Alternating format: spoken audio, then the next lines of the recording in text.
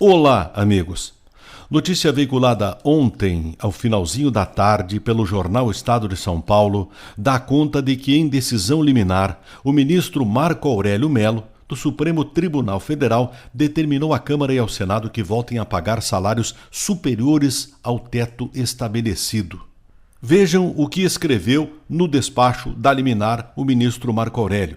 A Câmara dos Deputados e o Senado Federal em nenhum momento intimaram os servidores potencialmente afetados pelo cumprimento das decisões do órgão de controle a se manifestarem nos procedimentos internos destinados a atender ao que assentado.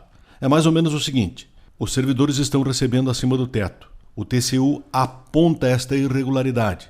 O ministro, pelo que escreveu, deseja que os servidores que terão a redução salarial se manifestem concordando? Seria isso? Posso entender desta forma?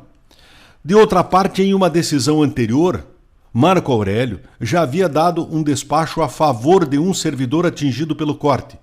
Agora, o ministro atende um pedido do Sindicato dos Servidores do Poder Legislativo Federal e o Tribunal de Contas da União, beneficiando todos os funcionários afetados pela redução nos supersalários. No despacho, o ministro disse ainda que, no afã de se ter melhores dias, não pode ocorrer um recuo na concretização dos ditames constitucionais.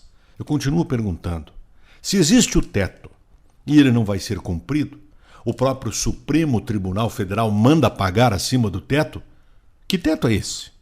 Este é um teto furado.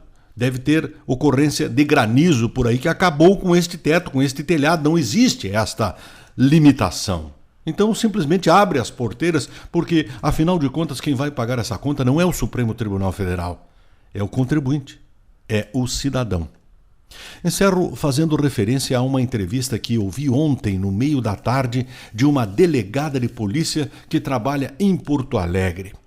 O objeto da matéria era um cidadão que foi flagrado 8 vezes no mês passado pela Brigada Militar roubando celulares no Centrão em Porto Alegre. A Brigada flagra o cidadão, leva na delegacia de polícia e o dito cujo está solto, fruto da legislação. Interessante esta notícia, pois para um leigo em legislação, que é o meu caso, não sou advogado, não tenho formação na área, entendo pouco ou quase nada de direito, bastaria solicitar ao cidadão, quando apresentado à delegacia de polícia com a suspeita ou a comprovação de que roubou aquele aparelho celular de alguém, que comprove que aquele aparelho é seu, solicitando a nota fiscal.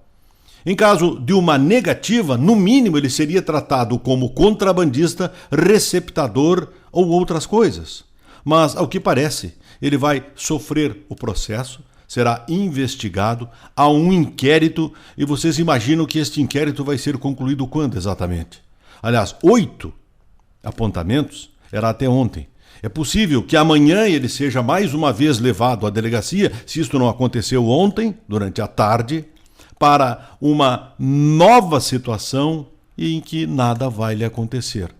Vejam como é difícil para o cidadão de bem andar com equipamentos eletrônicos e, em alguns casos, ter que fazer prova. Para este cidadão, que já foi 8 vezes conduzido para registro de ocorrência em delegacia de polícia, não há dificuldade nenhuma. Ele continua na rua.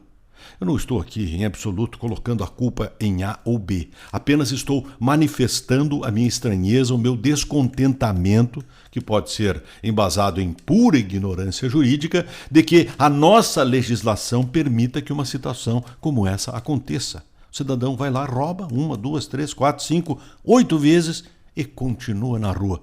Definitivamente, o nosso Brasil é o país das maravilhas, mesmo que não tenha uma Alice. Um grande abraço, eu volto amanhã.